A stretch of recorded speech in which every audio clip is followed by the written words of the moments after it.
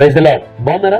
బిడ్డలారా, చాలా సార్లు మనమున్న పరిస్థితులు చూస్తూ మనం భయపడిపోతూ ఉంటాం. కొన్ని కష్టాలు, కొన్ని నష్టాలు, కొన్ని అనుకోని సంఘటనలు మన జీవితాలకు వచ్చినప్పుడు చాలా భయపడిపోతూ ఉంటాం. మనం చూడగలిగితే దానియేలు గ్రంథంలో నుంచి 3:17 చూడగలిగితే, మేము సేవించుచున్న దేవుడు మండుచున్న వేడిమి గల ఈ అగ్నిగుండం నుంచి మమ్మల్ని తప్పించి రక్షించుటకు సమర్థుడు. ఈ స్టోరీ కనుక మనం చూస్తే వారు నమ్ముతున్నారు, మేము సేవించుచున్న దేవుడు మండుచున్న ఈ అగ్నిగుండం నుంచి మమ్మల్ని తప్పించుటకు సమర్థుడు అని నమ్ముతున్నారు. వాళ్ళు ఆ నమ్మిక చెప్పిన వారి జీవితాల్లో వారి తల వెంటుకు కూడా కాలకుండా దేవుడు వారిని కాపాడుతున్నట్లుగా ఆ లేఖనాలన్నీ చదివితే మనకు అర్థమవుతుంది. కొన్నిసార్లు దేవుని కొరకు రోషం కలిగి, పౌరుషం కలిగి దేవుని సన్నిధిలో ప్రార్థించడం కానీ, లేక స్వార్థ ప్రకటించడంలో కొన్ని ప్రతికూల వ్యతిరేక పరిస్థితులు నీ మీదకి దాడి చేస్తున్నప్పుడు విశ్వసించినట్లుగానే ఏ ప్రమాదానికి గురి కాకుండా, ఏ విధమైన నష్టానికి గురి కాకుండా ఆయన రక్షించుటకు సమర్థుడని ఈ షద్రక్, మెషక్, అబేద్నెగోల వలె నువ్వు కూడా విశ్వసించగలిగితే ఏ విధమైనటువంటి లోక సంబంధమైన మంటలు, ప్రతికూల వ్యతిరేక పరిస్థితులు నీ మీదకి దాడి చేయవు. ఇజ్రాయేల్ కాపాడువాడు కునుకడు ఎదురుపడని లేఖనం చెప్తున్నట్లుగా నేను రక్షించడానికి మన దేవుడు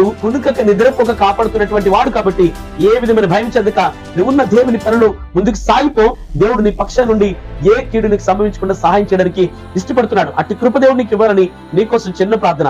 మహాగణుడు తండ్రి, వీడియో వీక్షిస్తున్న బిడ్డలు ఏదైనా ప్రతికూల వ్యతిరేక పరిస్థితుల మధ్యలో కనుక ఉన్నట్లయితే కనుక ఆ పరిస్థితులన్నింటిలో షద్రక్, మెషక్, అబేద్నెగోలను ఎలాగైతే తప్పించారో అదే రీతిగా నీ బిడ్డలు కూడా తప్పించి నీ కొరకు సాక్షులుగా వాడుకోమని క్రీస్తు అని మీ నామములో ఈ ప్రార్థనలు అడుచు పొందుకుంటున్న పరమ తండ్రి. ఆమేన్. God bless you.